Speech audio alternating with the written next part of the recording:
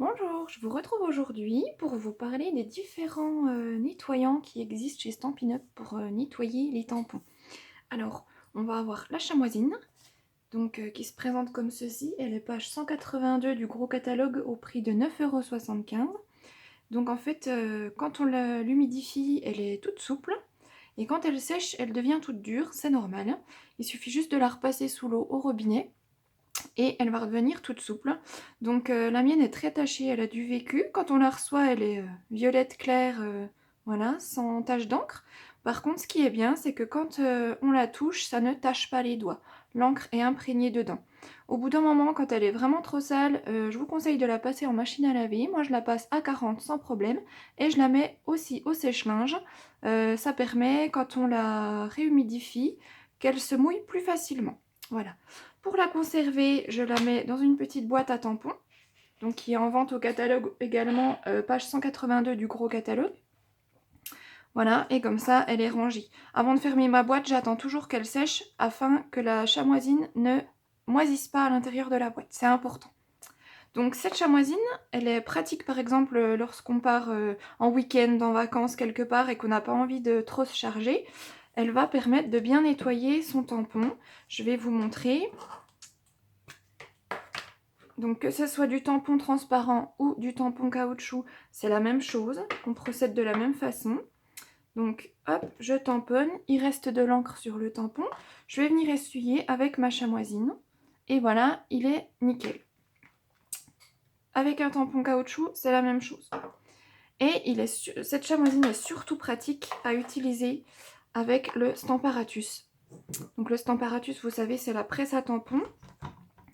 Pourquoi c'est pratique? Parce que on a juste à venir avec la chamoisine, hop, je vais mettre mon petit tampon sur la plaque, on a juste à venir essuyer, voilà, et c'est nettoyé, c'est vraiment très pratique, voilà.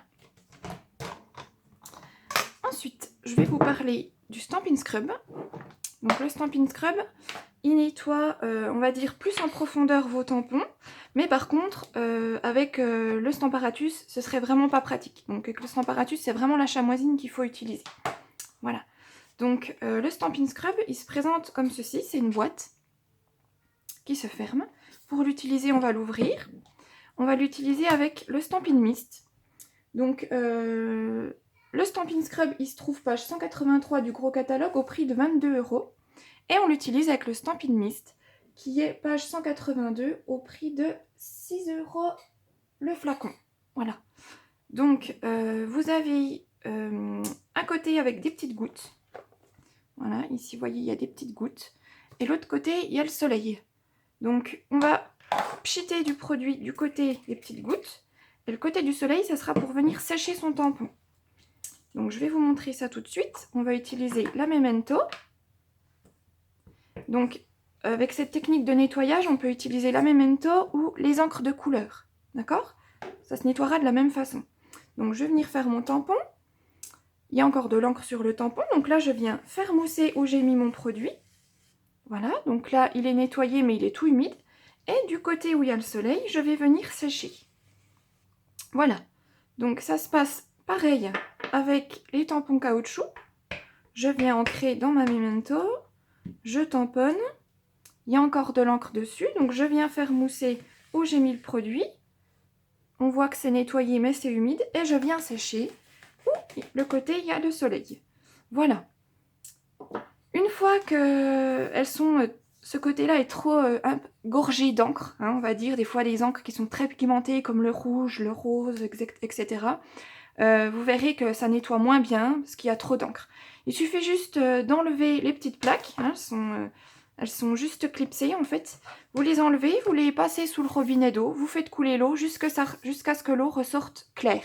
Hein, voilà. Et vous les faites sécher, par exemple moi je les fais sécher sur mon égouttoir à vaisselle. Et puis ensuite vous les reclipsez dans le boîtier et c'est fait. Votre boîtier est propre. Voilà.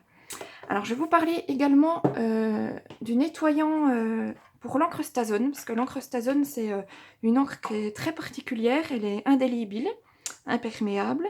Donc du coup, quand on en met sur son tampon, on ne peut pas la nettoyer comme ça avec les deux techniques que je viens de vous montrer. Il faut un nettoyant spécial, qui est ceci. Il est page 182 du gros catalogue au prix de 7,25 €. Donc c'est un petit flacon qui contient du produit. Et quand on enlève le bouchon, il y a une petite mousse. Voilà. Donc en fait, je vais vous montrer. Hop, je vais faire mon tampon avec l'encrustazone. Voilà.